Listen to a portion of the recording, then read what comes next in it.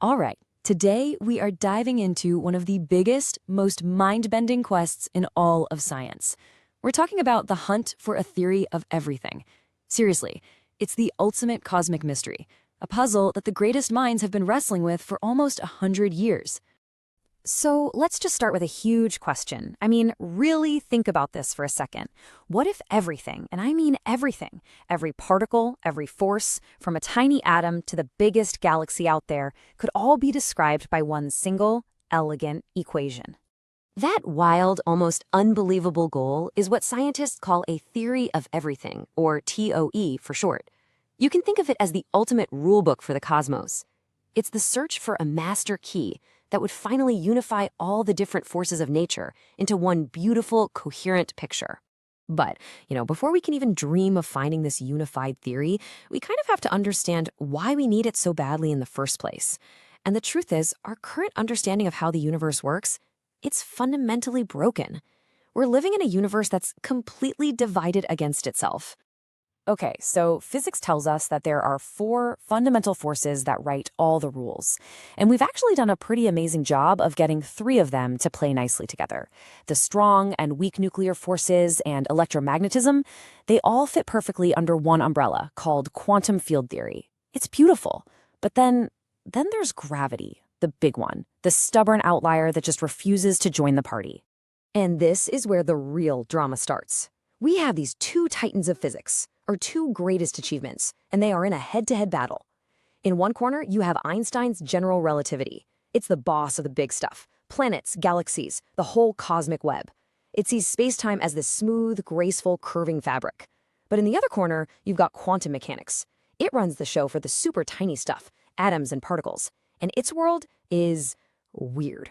It's all about probabilities and energy coming in little packets, or quanta. Both of these theories work perfectly in their own realms. But here's the problem. They describe reality in ways that are completely incompatible.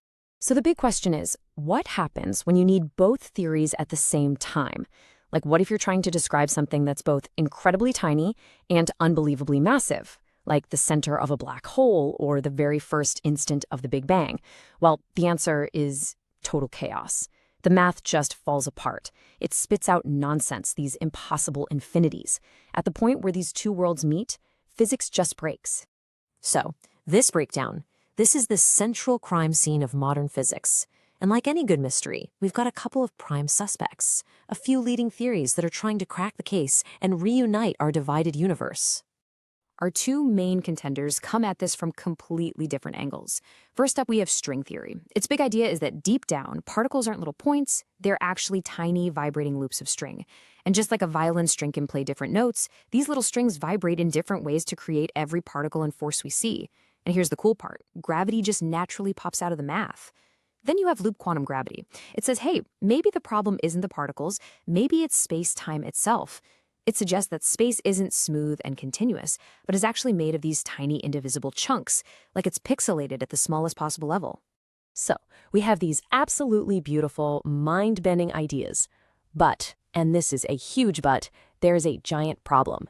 We have no way to actually test them. And this gets us to the immense frustration of this whole quest. The solutions are right there in the math, but they remain unseen, untouchable, and for now, completely unproven. You see, the biggest hurdle is just raw energy. To actually see these tiny strings, or the pixels of space-time, we'd have to probe the universe at something called the Planck scale. And to give you some perspective on that, we would need a particle accelerator about a quadrillion times more powerful than the Large Hadron Collider. Yeah, we are nowhere near that kind of technology. And the energy problem isn't even the only one. Physicists are still wrestling with those pesky infinities in the math that make it impossible to get real predictions. On top of that, theories like string theory need extra dimensions to exist, dimensions that are all curled up and totally hidden from us. So the hard truth is, after decades of brilliant work, we have exactly zero direct experimental evidence to tell us which of these ideas, if any, is right.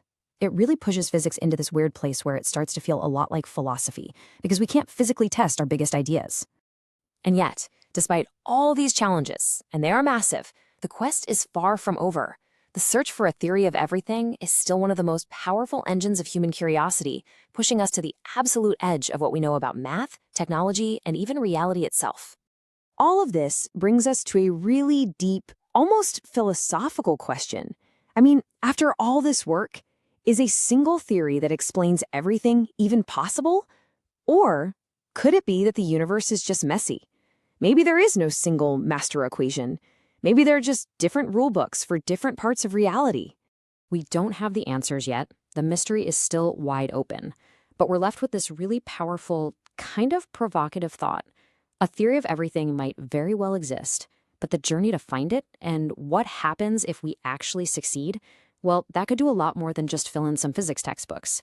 It could completely redefine our understanding of reality itself.